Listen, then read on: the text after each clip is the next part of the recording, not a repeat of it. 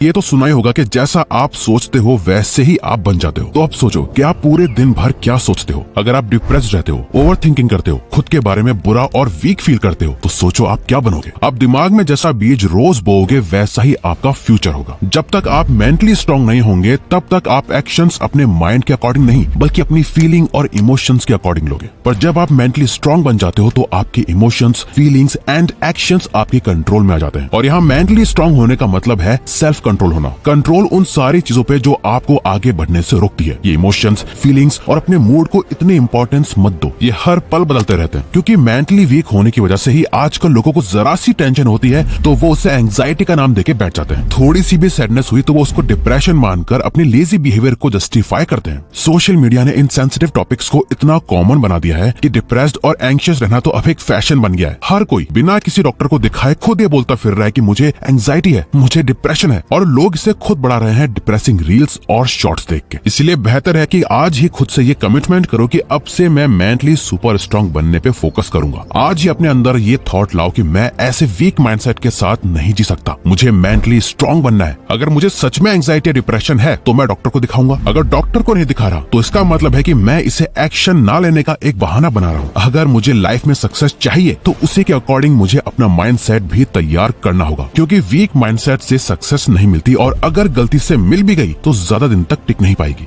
तो इसीलिए आप रोज सेल्फ कंट्रोल प्रैक्टिस करने के लिए शुरुआत इस सिंपल से स्टेप से करो, यानी हर सुबह एक ही टाइम पर उठो रोज। क्योंकि ये एक छोटी और सिंपल सी आदत आपको हर रोज साइकोलॉजिकली ट्रिगर करेगी मेंटली स्ट्रांग बनने के लिए। और सुबह सुबह आपकी नजरों में आपको एक विनर दिखाएगी जो सबकॉन्शियसली आपकी सेल्फ रिस्पेक्ट खुद के लिए बढ़ाती है और आप दिन की शुरुआत में ही एक पॉजिटिव माइंड सेट कर देते हो। वो कहते हैं ना, अगर आपने अपनी सुबह जीत ली तो आपने वो दिन भी जीत लिया। इसके साथ ही अपनी किसी एक सेल्फ डिस्ट्रक्टिव हैबिट को जड़ से खत्म कर दो। हर किसी में एक ऐसी आदत जरूर होती है जो उन्हें हर दिन थोड़ा ही सही लेकिन मेंटली वीक बनाती है, जिसे करने के बाद उन्हें इमीडिएट गिल्ट, पछतावा और शेम फील होता है। वो कुछ भी हो सकता है, जैसे कि कुछ मीठा खाना, इंटरनेट पे गंदी अश्लील वीडियोस देखना, मैस्टरबेट करना, किसी तरह का कोई एडिक्शन या कुछ भी जिसे आप छोड़ना तो चाहते हो पर छोड़ नहीं पा रहे। बस इस एक हैबिट को आपको अपनी लाइफ से निकाल फेंकना है। सबसे मुश्किल जंग खुद से ही होती है और आपको रोज खुद से खुद की मेंटल जंग में रोज जीतना है। अगर आपको मेंटली स्ट्रांग बनना है तो आप 13 things mentally strong people don't do book जरूर पढ़ें। और अगर आप बहुत ज्यादा इमोशनल पर्सन हो, इमोशनली वीक हो, तो इमोशनल इंटेलिजेंस बुक जरूर पढ़ना। इन दोनों ही बुक्स को हमने खुद पढ़ा है और हम आपको भी रेकमेंड करते हैं। लेकिन इसी के साथ आपका अपने पर्पस पर फोकस करना भी बहुत जरूरी है। Focus on your purpose.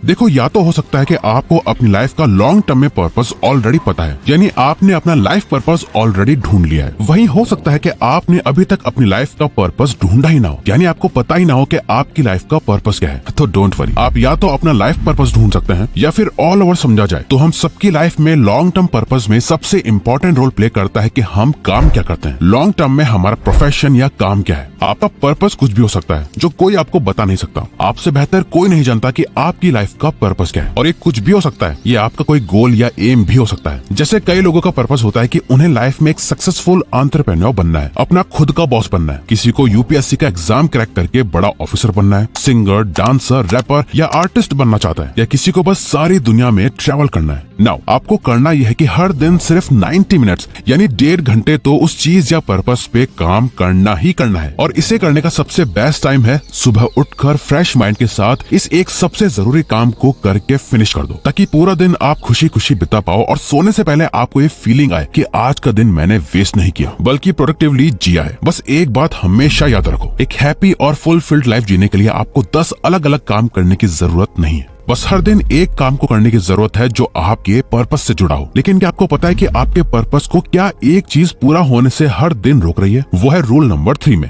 Quit social media and phone. हर एक काम को करने के लिए सिर्फ एक चीज की जरूरत होती है जिसके बिना कुछ नहीं होता, वो है फोकस। इस रूल को फॉलो करके हम अपना फोकस, कंसंट्रेशन और अटेंशन बढ़ाएंगे। इस समय अगर जिस भी पर्सन ने अपने फोन की लत को छोड़ दिया, वो बंदा बाकी के 99% लोगों से अपने आप अलग बन जाएगा। वो सबसे हट के अलग रास्ते पे चल के इस मैट्रिक्स से बाहर आ जाएगा। ये एक रूल अगर फॉलो कर लिया तो आज 99% यूथ अपने आप ही सही हो जाएगा, क्योंकि आपके सबसे तगड़े दोस्त के रूप में आपका यही फोन आपका सबसे बड़ा दुश्मन दुश्मन है जिसके साथ आप सबसे ज्यादा समय बिताते हो। तो इसीलिए अपने फोन के साथ अपना रिश्ता ऐसा बना लो कि ये मेरा दोस्त नहीं बल्कि सबसे बड़ा दुश्मन है। जैसे एक टाइम पर तेल सबसे ज्यादा कीमती हुआ करता था जिसपे हर कोई अपना कब्जा जमाना चाहता था। आज सबसे ज्यादा कीमती है हम ह्यूमंस का अटेंशन। हम आज एक अटेंशन इकोनॉमी में जी रहे हैं। जिसके पास सबसे ज्यादा लोगों का अटेंशन है वही सबसे अमीर है। आपका अटेंशन कितना कीमती है इसका अंदाजा लगाने के लिए आप ये समझ लो कि आपके कुछ सेकंड्स की अटेंशन पाने के लिए बड़ी बड़ी कंपनीज करोड़ों की बोली लगाती है। जरा सोच के देखो, लोगों की भीड़ जिनका सोशल मीडिया की वजह से अटेंशन स्पैन गिरता जा रहा है, फोकस करने में प्रॉब्लम हो रही है, खुद को दूसरों से कंपेयर कर करके उनका सेल्फ कॉन्फिडेंस गिरता जा रहा है, अश्लील कंटेंट देख देख के वो अंदर से खोखले होते जा रहे हैं। तो आपको बस करना यह है कि अगले कुछ महीनों तक अपने फोन को सिर्फ एक टूल की तरह यूज करना शुरू करो, ना कि एक एंटरटेनमेंट बॉक्स की तरह। सिंपली कहें तो आपको अपने फोन से मिल रहे डोपामीन को बंद करना है। आप अपना फोन सिर्फ और सिर्फ काम के लिए यूज करोगे, ना ही वीडियोस देखने के लिए, ना सॉन्ग सुनने के लिए, ना ही गेम्स खेलने के लिए। जब बेड पे लेटे हो, सोफे पे बैठे हो, लाइन में खड़े हो, वॉक कर रहे हो, जब करने को कुछ ना हो तो अपना फोन निकाल के अपनी बोरियत दूर मत करो। अपने खालीपन में अपनी जिंदगी और ज्यादा बेहतर बनाने का सोचो, फोन के एंटरटेनमेंट से नहीं। याद रखो, फोन के साथ अपना ऐसा रिश्ता बना लो जैसे ये आपका दोस्त नहीं बल्कि सबसे बड़ा दुश्मन है। लेकिन फोन को साइड रखकर आपको रूल